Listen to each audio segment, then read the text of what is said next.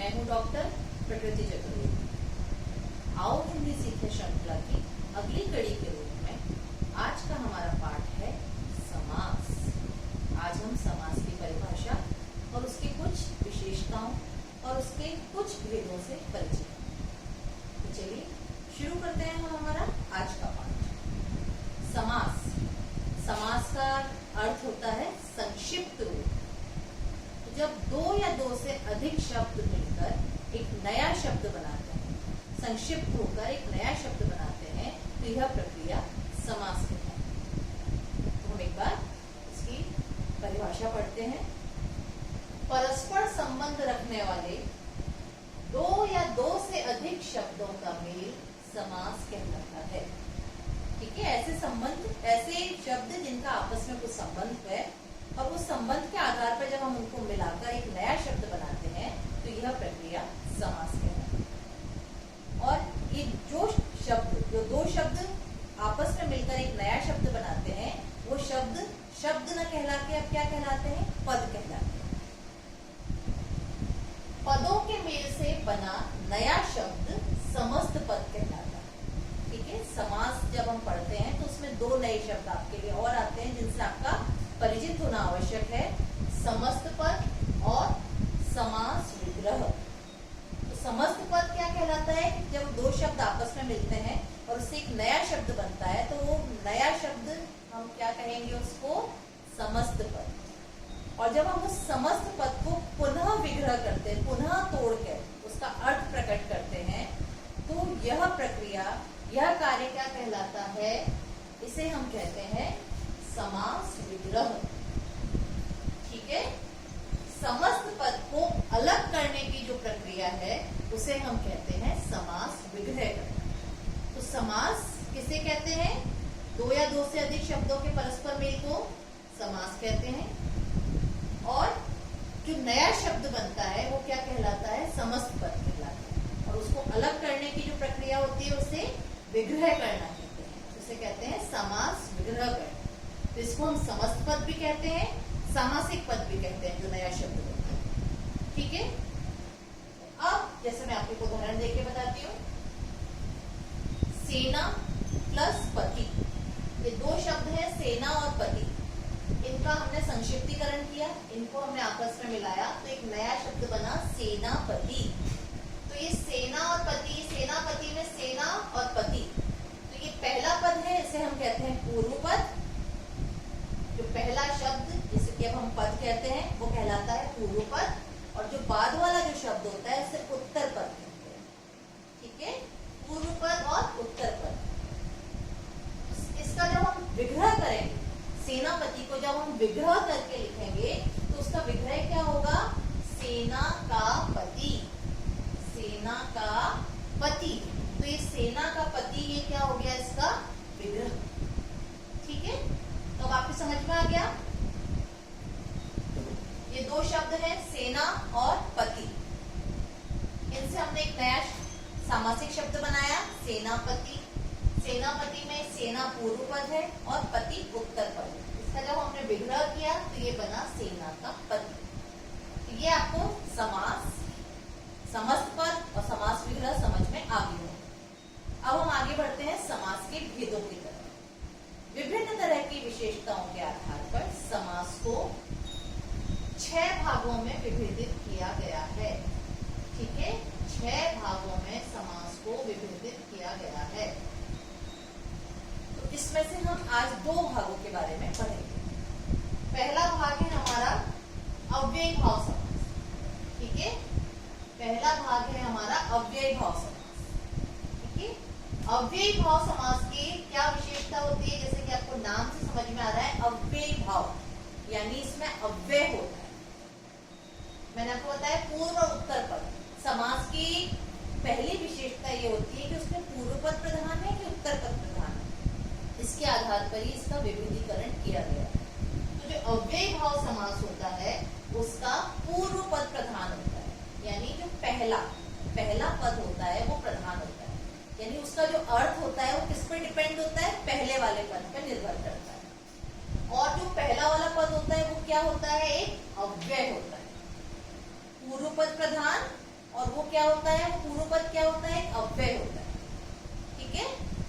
और जो पूरा उसका जो समस्त पद बनता है उसका अर्थ किस पर निर्भर होता है, उस अव्यय के आधार पर ही उसका अर्थ निर्भर करता है, उसी के आधार पर उसका अर्थ निर्धारित होता है। ओके, तो हम कुछ उदाहरण देखते हैं। पहला उदाहरण है हमारा यथाशक्ति। यथाशक्ति, तो यथाशक्ति, तो यथाशक्ति किन पदों से मिलकर बना है, यथा और शक्ति। और इसमें यथा क्या है, हमारा अव्यय। यथा शब्द हमारा क्या है, अव्यय शब्द। जब इसका हम विग्रह करेंगे तो इसका विग्रह क्या होगा, शक्ति के अनुसार। यथाशक्ति यानी शक्ति के अनुसार, ये इसका विग्रह हुआ। ऐसी यथा से हम और भी नए शब्द बना सकते हैं। यथा अव्यय शब्द से हम और भी इसी तरह से सामासिक शब्द बना सकते हैं, जैसे यथा शीघ्र, यथा समय। तो यथा शीघ्र यानी शीघ्रता अनुसार, यथा समय यानी समय के अनुसार। ऐसे प्रतिवर्ष, प्रतिवर्ष में क्या है, प्रति अव्यय शब्द है, तो प्रतिवर्ष यानी प्रत्येक वर्ष। इसका जब हम विग्रह करेंगे तो क्या होगा, प्रत्येक वर्ष। इसी तरह से अगर हम प्रति से और नए हम सामासिक शब्द बनाना चाहेंगे तो क्या क्या हो सकते हैं, प्रतिदिन, प्रतिक्षण, प्रतिपल, है ना, यानी प्रत्येक दिन, प्रत्येक क्षण और प्रत्येक पल, ये इसका विग्रह होगा। आजन्म, आजन्म, इसमें क्या है, आ और जन्म। पूर्व पद क्या है, आ, और ये आ क्या है, एक अव्यय शब्द है। तो आजन्म यानी जन्म भर। तो इसमें मुख्य क्या हुआ, जन्म भर। आ लगने से क्या हुआ, जन्म भर यानी पूरे जीवन। इसी आ अव्यय से हम और नए शब्द बना सकते हैं, जैसे आमरण यानी मरने तक, आजीवन यानी जीवन भर, ठीक है, जीवन के रहने तक। तो इस तरह से हमने देखा कि इसमें पूर्व पद प्रधान होता है, वो पद क्या होता है, अव्यय होता है। ये तो एक बात हुई। कुछ एक और प्रकार से हम अव्ययी भाव समास की विशेषता समझ सकते हैं, जबकि दो शब्द, सेम शब्द क्या होते हैं, रिपीट होते हैं। और पहला जो शब्द होता है उसमें वही शब्द, एक शब्द हो बार बार आ रहा है, दो शब्द जो होते हैं आपके उसमें से वही शब्द रिपीट हो रहा है, और पहला शब्द उसमें वो किस तरह से व्यवहार करता है, अव्यय की तरह व्यवहार करता है। जैसे हाथों हाथ, यानी एक हाथ से दूसरे हाथ तक। तो यहाँ पे सेम शब्द है, इसमें बस मात्रा लगी है एक, तो ये, लेकिन ये पहला शब्द अव्यय की तरह व्यवहार करने लग जाता है। इसका जो अर्थ होता है वो इसके आधार पर निर्भर करता है ना, हाथों हाथ, रातों रात, ठीक है, बातों बात। पर कई बार ऐसा होता है कि बिना मात्रा के भी ये प्रयोग में आता है, जैसे गली गली, है ना, यानी गली से गली तक। तो इस तरह से भी अगर ये होता है तो आप ये ध्यान रखिए कि ये अव्ययी भाव समास हो जाता है। अगला समास पे हम पहुंचते हैं। अगला समास है हमारा तत्पुरुष समास। तत्पुरुष समास की क्या विशेषता होती है, जैसे इसमें पूर्व पद प्रधान था, तत्पुरुष समास की ये विशेषता होती है कि इसमें उत्तर पद, उत्तर पद यानी बाद वाला जो पद होता है वो प्रधान होता है। इसका जब हम विग्रह करेंगे तो इसका अर्थ किस पर निर्भर करता है, बाद वाले पद पे निर्भर करता है। और दूसरी विशेषता क्या होती है कि इसकी बीच में, इन दोनों पदों के बीच में कारक विभक्तियों का लोप हो जाता है, ठीक है, कारक विभक्तियों का लोप हो जाता है। कारक विभक्ति मैंने आपको अपने कारक वाला जब पाठ पढ़ाया था, इससे पूर्व के वीडियो में जो मैंने कारक का पाठ पढ़ाया था उसमें मैंने कारक के बारे में विस्तार से बता रखा है। तो अगर आपको तत्पुरुष समास अच्छे से समझना है तो आप एक बार, अगर आपने वो वीडियो नहीं देखा है या देख भी लिया है तो पुनः जाके कारक वाला वीडियो देखें, तो आपको ये समास अच्छे से समझ में आएगा। उसमें मैंने आपको बताया था कि कारक कितने होते हैं, 8 होते हैं। तो इसमें पहला और अंतिम कारक, यानी पहला कारक कौन सा था, कर्ता कारक, और अंतिम कारक था हमारा संबोधन कारक। तो ये कर्ता कारक और संबोधन कारक, इन दोनों कारकों को छोड़कर बाकी जो कारक होते हैं, 6 कारक है ना, टोटल 8 थे, 8 में से इन 2 कारक, कर्ता और संबोधन नहीं होते इसमें। इन कारकों को छोड़कर शेष कारकों की विभक्तियों का लोप हो जाता है। तो उन्हीं कारकों के नाम पर जो तत्पुरुष कारक है, हमारा तत्पुरुष समास है, उसको हमने उन्हीं कारकों के आधार पर 6 भागों में विभक्त किया है। पहला है हमारा कर्म तत्पुरुष, कर्म तत्पुरुष समास। तो कर्म तत्पुरुष समास, जैसा कि आपको पता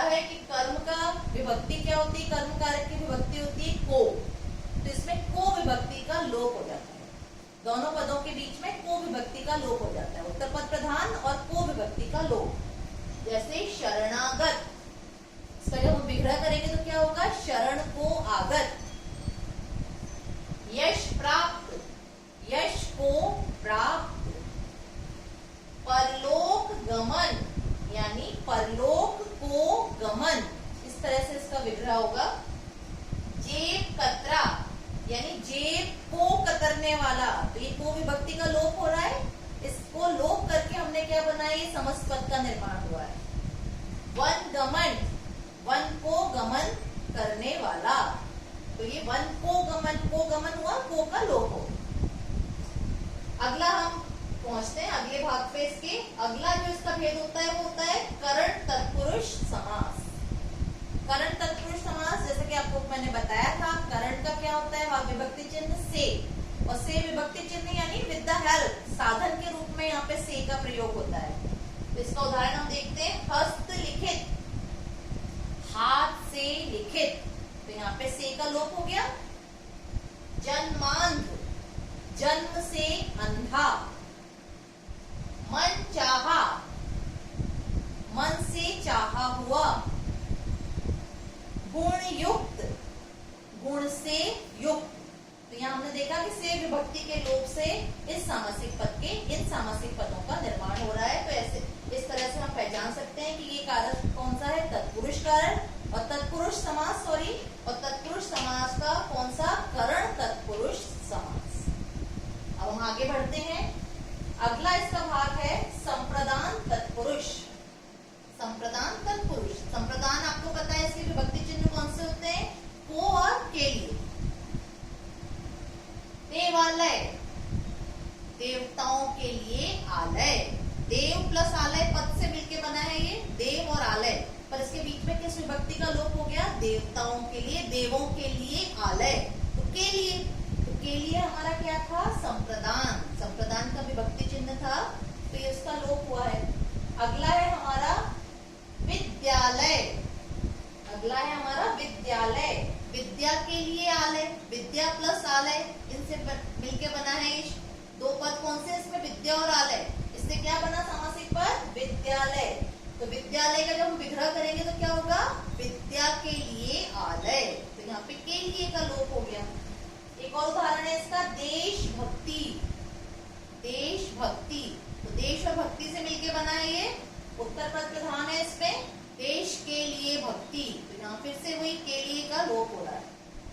आगे उस पर पहुंचते हैं भेद पे, अपादान तत्पुरुष। अपादान तत्पुरुष समास कैसे, अपादान का भी आपको पता है विभक्ति चिन्ह क्या होता है इसका, से। अपादान का विभक्ति चिन्ह क्या होता है आपका, से।